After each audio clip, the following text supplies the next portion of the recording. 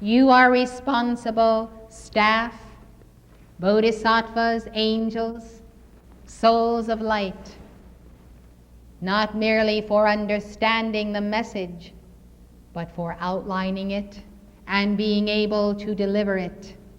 Being able to deliver it as it is given. You are responsible for understanding the logic as it moves from point to point. And you are responsible for understanding and delivering the whole. You cannot leave off from studying it, from walking along or wherever you are, practicing the preaching of the word. You know, they say St. Francis preached to the birds. He did. He was practicing for when he met people. He tried himself out on elemental life. He figured they liked it. He'd take it to the people. And if they didn't like it, he better practice some more. It's all right to practice and preach when you're working in the field or in the kitchen or waiting for the copy machine to produce this or that. We all have those moments of waiting. We wait for the phone to ring. We wait for the next segment or the schedule. There are little intervals in the day. Preach the word. Preach it to the inanimate object.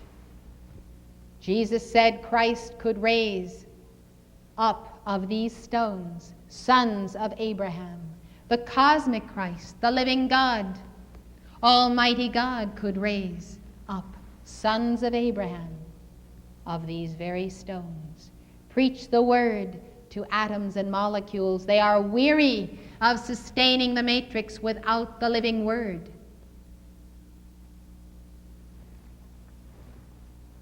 You must practice the delivery of the word, because you will come to a block in your upward mounting attainment of being Christ and being Buddha if you cannot deliver the word, and the very special word that is needed.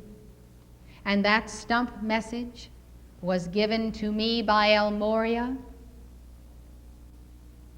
as the consensus of every master of the Great White Brotherhood and of the Lord of the world, that this is the message that applies best and most to those who are ready to move into the path of their own discipleship, of their own I am presence. It's not the message for everyone in the street, like the proverbial man in the street. It is the message for the entire evolution of Earth, who is part of the life wave that is ready to enter into reality, ready to wake up. And we are never bored with the sameness of the message, the same yesterday and today and forever. I've had people tell me I can't preach or teach the same thing every night. I have to make it different. Well, we all have to go through the same thing. We are born by the same process.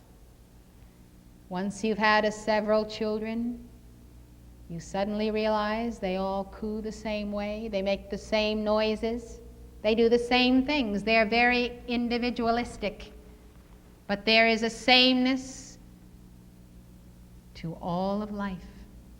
And there is a sameness to the alchemical formula of becoming God. Now, when and only when you understand the unfoldment of that message, then you may infuse it with your own story. The story of God becoming God within you in a very personal way. The same that I do in that message, revealing God's revealment of himself in me. It is important to tell my story as I've told it, and the story of Linello, and not displace it with your own, but follow it with your own. This does not change.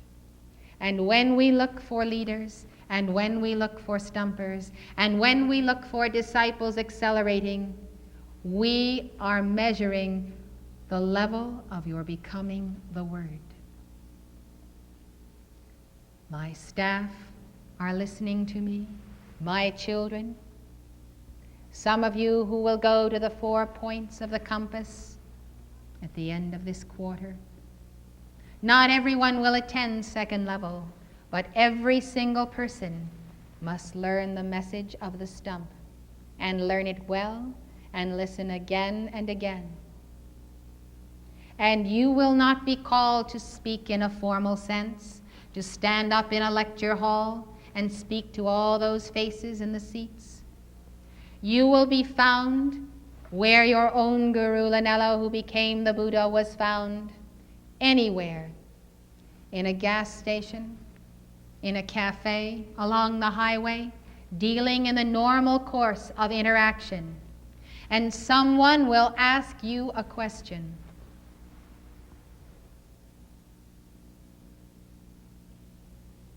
Tell me, what is it that makes you different from other people? I sense a light around you. People often say that to light bearers. What is your opinion on reincarnation? Do you fumble the ball and say, well, it's not time for me to speak, I'll just say, well, I've thought about reincarnation. It might be true. What do you think? That's kind of fumbling the ball. You have to be ready to make a statement that fits the person that is addressing you. You have to know the right tone of voice. You have to know how much heart fire to release, to kindle a flame and not consume the soul in the process. Most of the time, people are either not warm enough or much too hot. Either the burner is so low it won't cook anything, or it's so hot that it'll burn the stew. You have to know what level of the voice is going to blow away the person, and what level of your voice must be maintained to cast out the demon of pride that is not going to let that person accept 1 point or morsel of truth. You have to get up in the morning and know that when you get up and go out, whether you are meeting supposed chelas or strangers, you are a missionary, an evangel, a preacher for God. And when you have that awareness, He will send people to you so fast that you can hardly keep up with the assignment. This is why we begin this seminar with the declaration of being. Our goal is to be Christ and to be Buddha, and therefore we must understand what this means. It is not an impractical and mystical sense that somebody who is the Christ simply radiates a lot of light and by this process heals the nations and walks around with a saintly aura. The Christ is very practical in dealing with people. Would you like to read the 4 Gospels with the idea of underlining an extra Bible you may have, or a cheaper one you can buy, underlining how Jesus dealt with people, every person He met, from John the Baptist to Satan, and what He said to each person? The most amazing thing about Jesus Christ was that He had an entirely different message for every person He met. He said, "Woe to you, scribes and Pharisees." He said to the multitudes, "Blessed are the meek." He gave many commands. He gave intimate words of rebuke and teaching to His own. The conversations of Jesus Christ, recorded in the 4 Gospels, the encounters, will teach you how to deal with every part of life, from the donkey to Pilate to the malefactors on the cross, to the women who wept as he mounted Golgotha. Think of every encounter, and you will realize that the message of your stump, which is the same yesterday and today and forever, contains the whole complex formula for dealing with every person, with every situation, with every condition of karma. And the definition of Christhood is how to position that Christhood in every situation.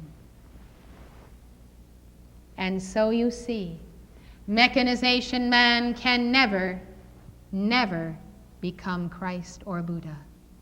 You cannot memorize that album, punch the button, start reciting it, and whoever comes by hears the next sentence. Now, wouldn't that be ludicrous? But some people approach the path with such an inner rigidity and such an anxiety that they think, now, Mother said, if I learn this album and if I memorize it, I will be ready to preach the word. Yes, indeed. You have to know your scales. Your fingers have to be in form to play the symphony. You have to rehearse and rehearse and rehearse again the living truth. And it all goes into your causal body. And when it comes time to greet each soul, your hands will fall upon the right chord. The right chord will sound played on your heart by the Mahachohan, and the person will be delivered, and you will know, because God will show you. He will give you the signpost of your attainment. You will know by the response of the person how near your Christhood you are.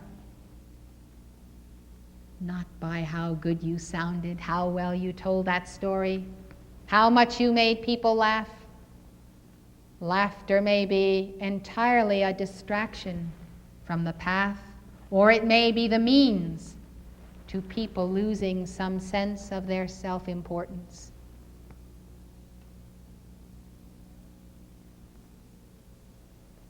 All things may be turned to light or darkness. There is no formula for your Christhood. I said there is no formula for your Christhood. Jesus came drinking wine, John the Baptist abstained. What's the formula? The formula is heart. The formula is living Christ in you. It can never be imitated. You have to be connected to the mighty I Am presence.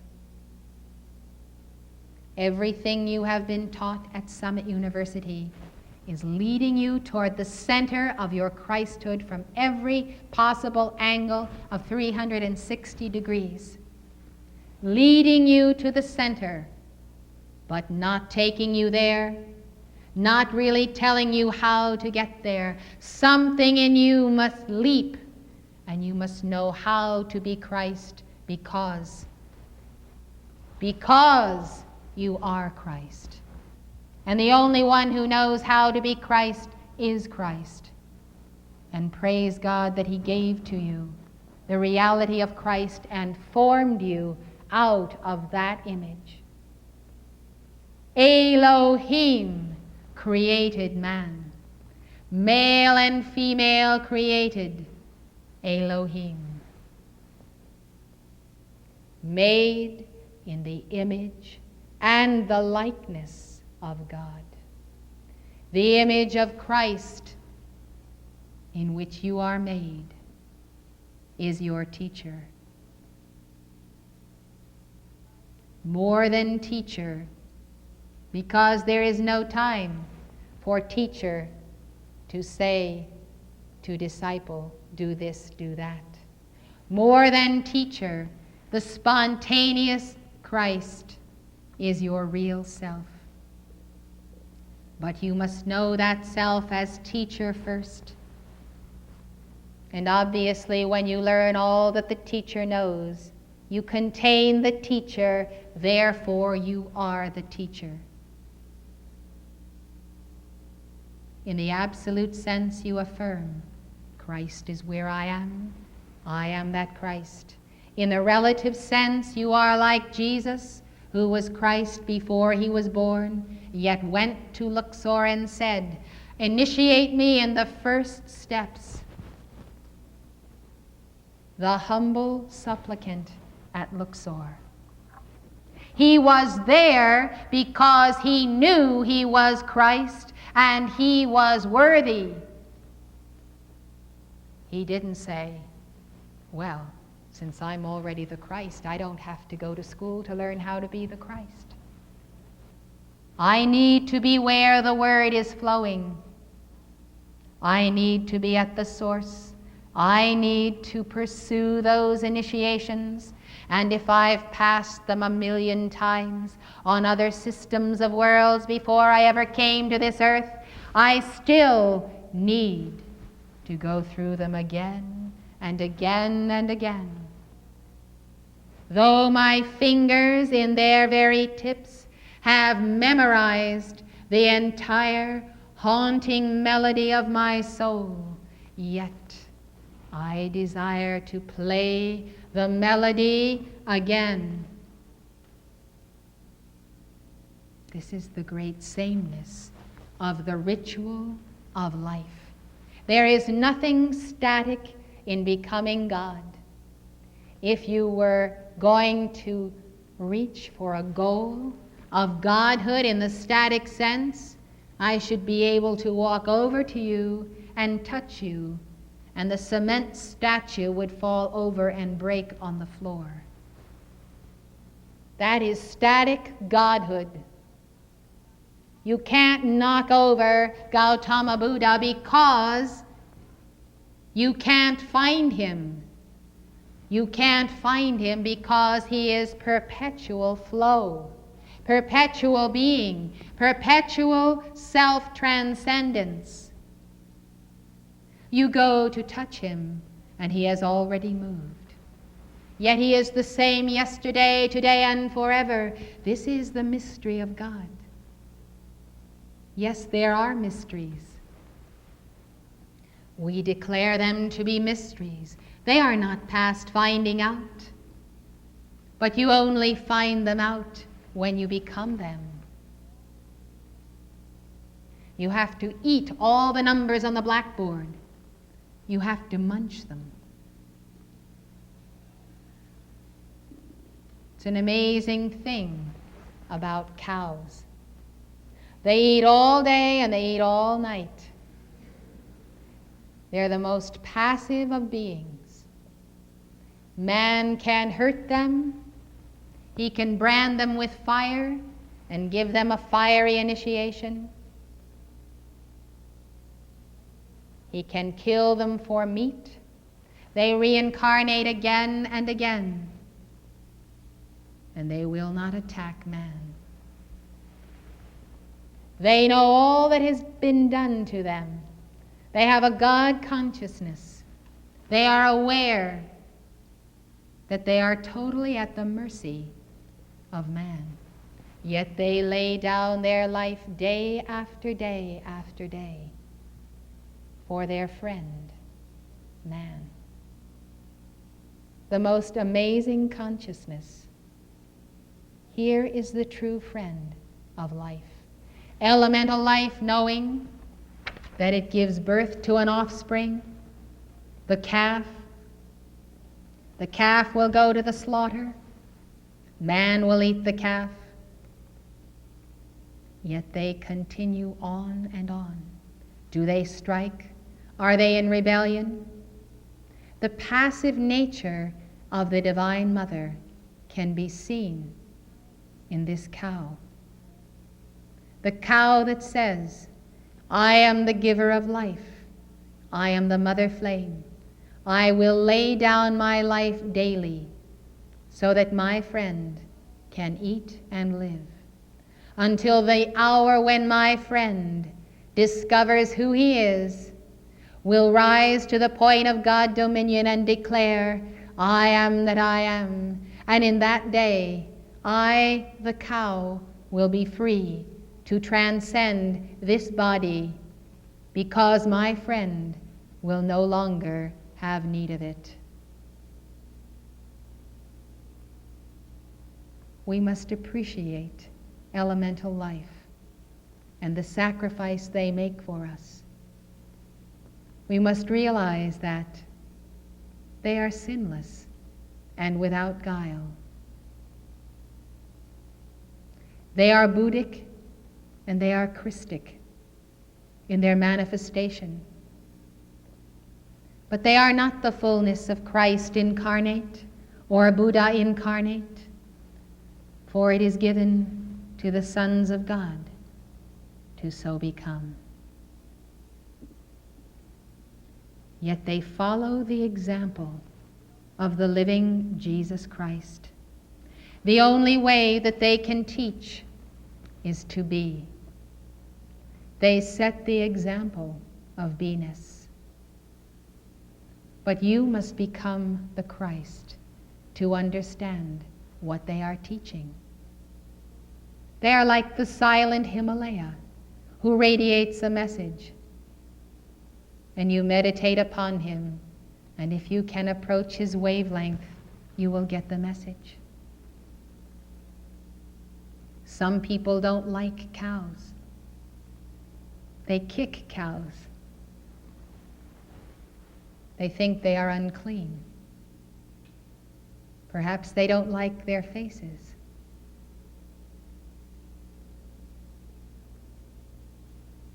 People must learn to see God in elemental life.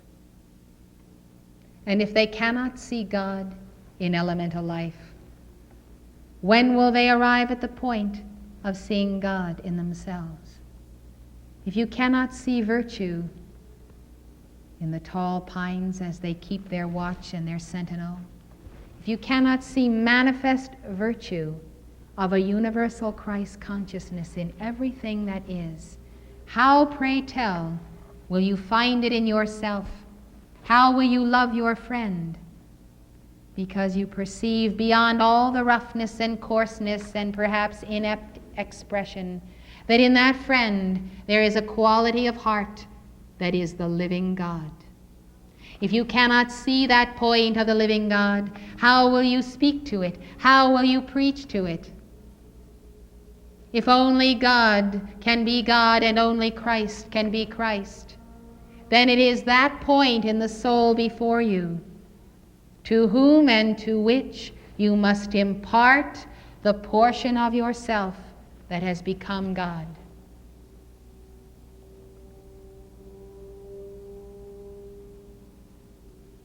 It does not matter what you might contemplate in life. If you are to be the Buddha, you must be able to go to the white fire core of the sun behind the sun, whether a leper or a murderer or an adulterer or a wolf or a fox or a coyote. If you cannot go to the origin of God and find God, though it may be through a circuitous route, if you cannot find the thread of God, then you do not know who I am. You do not know who you are, and you will not reach the goal of life. This is the path of the Buddha. Practice it. Go beyond the Maya. Go beyond the mess that the fallen angels have made of the world. Wherever you are, whatever you are witnessing, whether it's an accident on the highway, a fight in your neighbor's house, meditate on what is behind it. You may see the perfect law of karma and learn a great lesson in cosmic mercy. You may find Kali, you may find Shiva, you may find a soul beyond layers and layers of demons and discarnates. Go for God.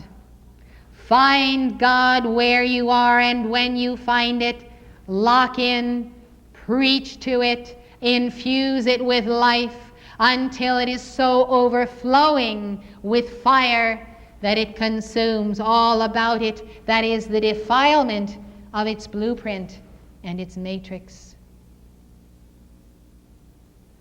Perpetual joy. Find God.